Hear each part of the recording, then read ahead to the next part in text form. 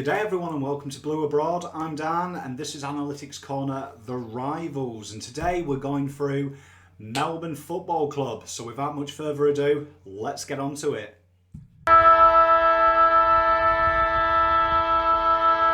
2019 promised so much for the Demons, with many experts tipping them to finally break their Premiership drought and win the flag. However, this was not the case and wasn't meant to be for the Dees. 2019 really exposed a talented list to injuries and key personnel just simply not stepping up to the mark. A big money recruit in Stephen May just didn't hit the ground running, didn't really even hit the ground at all for that matter, and the forward line looked kind of lost without the experience of Jesse Hogan. They hosted one of the worst stat lines in the AFL for forward statistics, very inefficient inside forward, and only Gold Coast were ranked worse.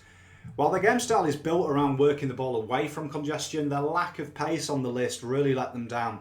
They also were one lockdown defender short, and it really stuffed up their ability to transition quickly and their ability to put pressure on sides with intercept marks. People really did find a way of getting inside 50 almost at will against Melbourne. It's not all doom and gloom though. The end of 2019, it seemed to sort itself out. The style started to come. A lot of positive vibes around Melbourne at the moment. And this list is more than capable and should be nowhere near the bottom four. So let's take a look at the recruits and get it and see the new boys.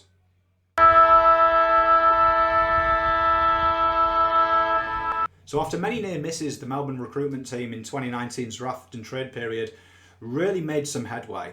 They addressed the much needed outside run issue at the club and acquired Ed Langdon. Ed has a huge upside. He's quick, he uses it very well, and he's got very, very good vision. He's actually one of the highest rated players at hitting marks on targets on the run, and he really does suit the style of play that Goodwin wants to play. Has some good targets to hit up inside 50, and he has an exceptional engine room in the midfield to allow him to find the ball in space on the outside where he's most effective. They also picked up Adam Tomlinson from GWS. Now, Tomlinson, whether he's bullying players on the ball, pinch hitting in the ruck, playing across the halfback, playing across the wing or up forward, he is highly versatile, and that kind of versatility is really going to help Melbourne break back into the top 8. All the top teams have a hole filler in their team, kind of like the comma on the internet. Everyone should use it, but no one does, and he is literally phenomenal, and it makes such a difference when you've got someone like that in the team.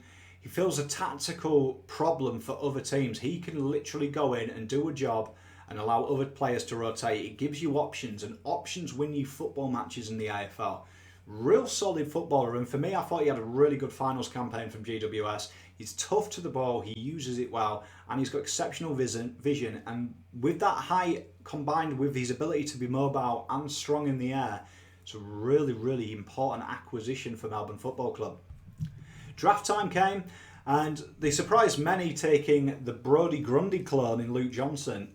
Now, if you're familiar with our draft previews at the start of the year, he was a guy that we did mention. He's very mobile, has a great leap, and one of his massive ticks is his ability with his ruck skill. Usually when you're young, it takes you quite a few years to learn the craft of being a ruckman, but this guy's got it. Traditionally, they take an age to mature, but he's got that maturity as well.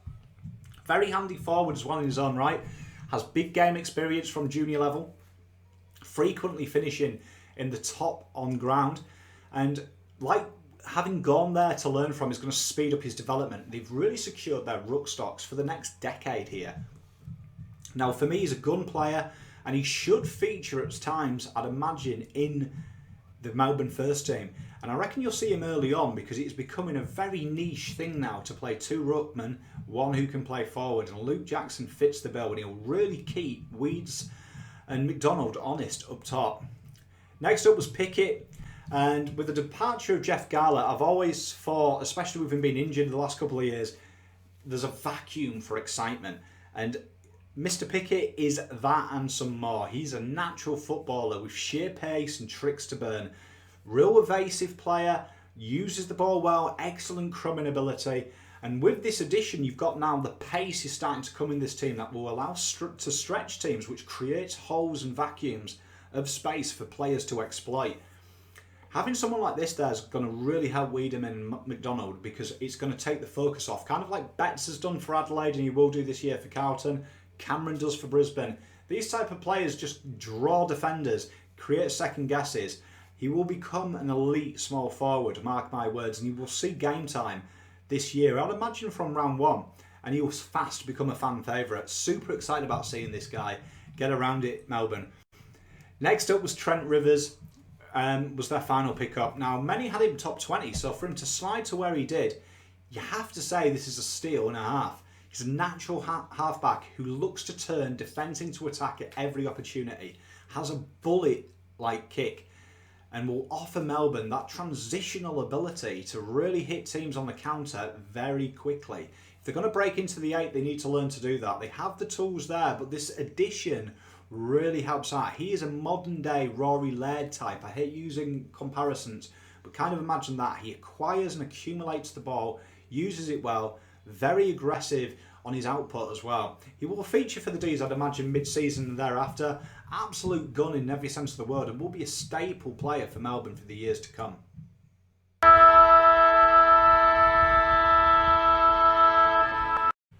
So let's look at the 22 that I went with for the start of the year. Now, the backline, I think it kind of just writes itself. Jay Cleaver, Oscar McDonald, Jetta, Hibberd, Petty and Salem. And for me, he's got a good combination of speed, marking, strength and ball use.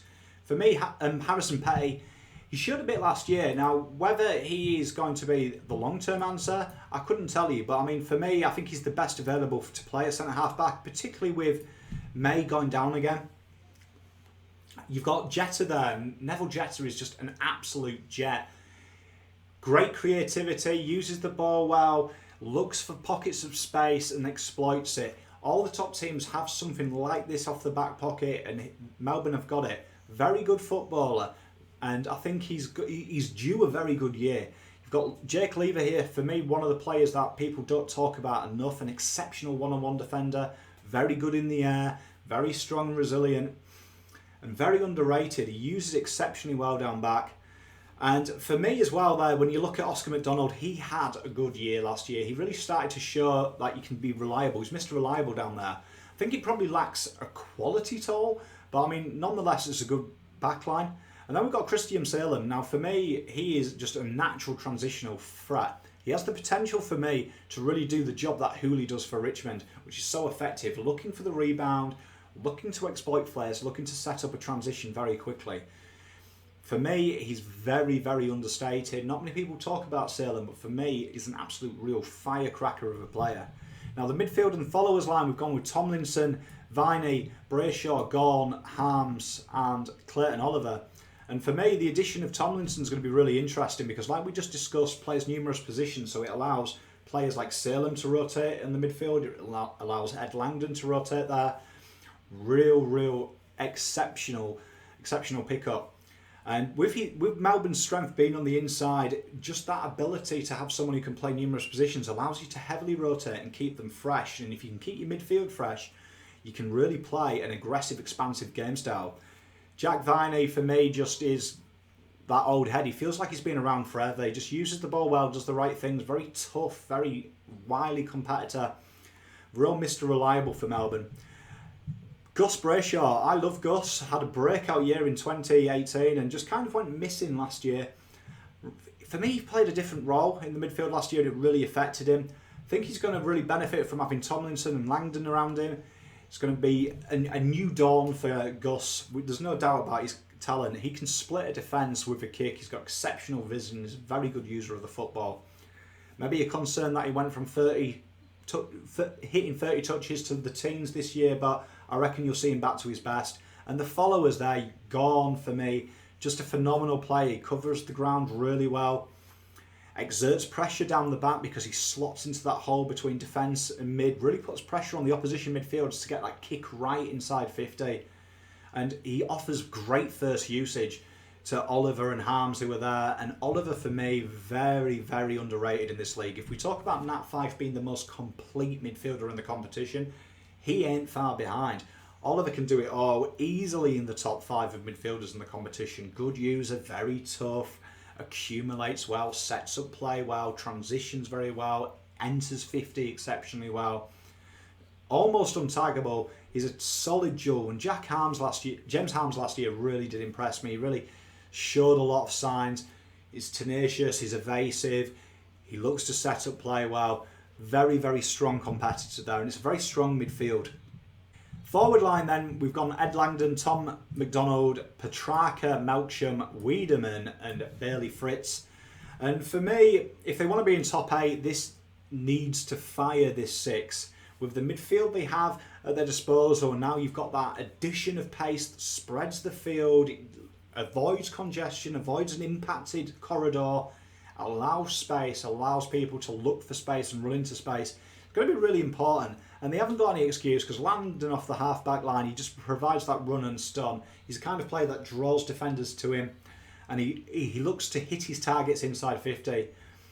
McDonald and Wiedemann are going to have quick ball to feed on. Quick ball to really take advantage of one-out contests, one-on-ones, and really look to bring the ball down so Melksham, Fritz can do the work. Petrarca, for me, is exceptional. He had an exceptional game just this weekend in the Marsh Cup 1. And although I don't agree with some of these comparisons to Dustin Martin, for me, if he can stay fit and he can replicate this kind of form, he is a game changer. He looks fitter than ever, I have to say, and his skills are beyond question. Loves a snag, real X-Factor player, and could play that Tom Papley role, I see it more as. Someone that can rotate through the midfield, make something happen, and really cause havoc in the forward line. McDonald and Wiedemann started to gel towards the end of the year, but they really need like a 60-goal minimum year between them for this forward line to work. They have the talent, but can they do it each week remains to be seen. It's quite often one of them performs and the other one doesn't, and you need them both to be at average. Melksham and Fritz, they're very pressure-based. They apply the pressure well, get into really good positions, good goal sneaks. Melksham's ability on the ground is a real task for the opposition. He really, really implements pressure well. Bench has plenty of options. Mattie Hora was one of my breakout players last year, who was someone that I mentioned. And he reads the play very well, very intercepting mark ability, and he'll continue to improve. When the comp is so intercept mark heavy, his ability to be able to read the ball in the air and position himself is a valuable asset. And I expect him to push one of the back 6 out and become a first teamer, locking in week on week. Mr. Jones, obviously, Nathan is very dependable, very reliable, relinquished captaincy. So hopefully you'll see like a Mark Murphy resurgence, because they're going to need it. He's a very good user of the ball, very tough. He goes about his game the right way. Kind of understated player for me. Pickett, we've mentioned him, real firecracker. Having that ability off the pine is a game changer. He can play that kind of like Cyril Rioli role. Doesn't need a lot of minutes to impact a game. Jaden Hunt, for me, he really improved last year. Could be anything. Just seems to get better with more game time. Always seems to get into them problem positions just on outside 50, taking marks and really putting a bit of pressure on. Great player to stretch the midfield, to stretch the defence. Real good player to have on your pine. I think it's a strong team, this.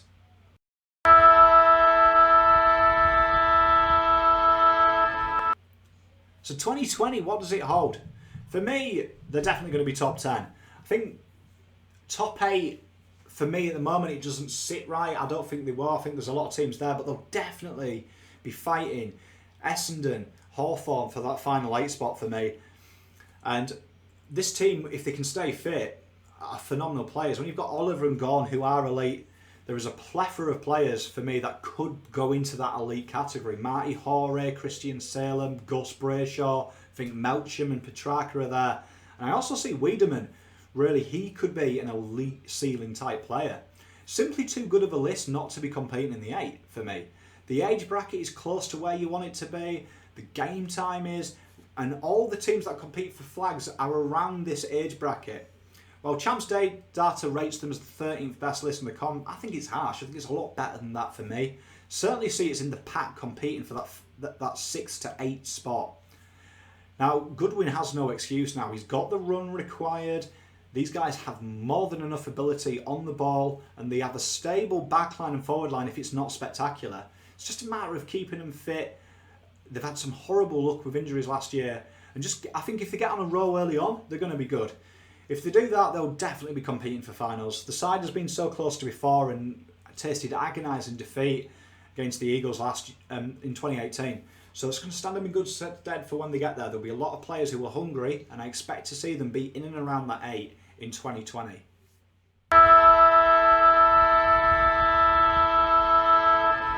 So, me one to watch, and it's maybe a cheat, because we usually go first, second year player, but I'm plumping on Gus Brayshaw to lead you guys back into that 8. He's a supreme footballer in every sense of the word, and last year, yeah, it was alarming, and there was calls for him to be trade bait on trade radio, but facts are facts. You don't forget how to be a good footballer. Form is temporary, class is permanent, and this guy is class in every sense of the word. And for me, he's got the best tap ruckman in the competition. He's got that chemistry with Oliver. He's got the chemistry with the midfield. And I think you'll see him break back into that elite category of numbers. I mean, when he breaks inside 50, his ability to break out of congestion is next level. He uses the ball well. He has all the attributes to be a top-level player. Tackles hard and can create something out of nothing and works really well. He could find space in an elevator. Oliver and Brayshaw have the ability for me to be a real combination domination force in the AFL, and I think with the quality run and carry they've got now, this is the best opportunity for Brayshaw to really implement himself. A smoky for maybe the top 10 of the Brownlow this year. Just got them feeling about him. I think he's going to be back with a bang this year.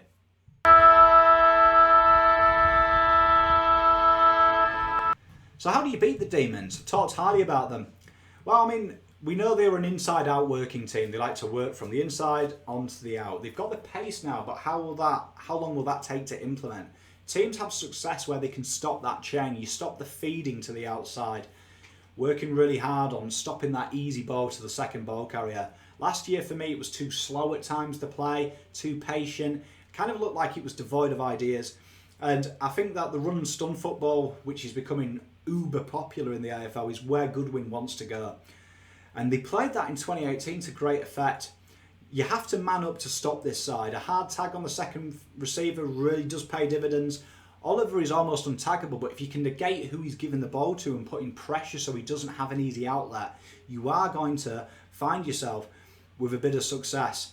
The forward line as well, it kind of struggles to impact games. It kind of struggles to ascertain the scoreboard pressure. Facts are facts, one of the worst sides in forward pressure, and it showed last year. You can really kind of rebound quite easily against this team and hit them on the counter. If you transition well, you genuinely can beat Melbourne.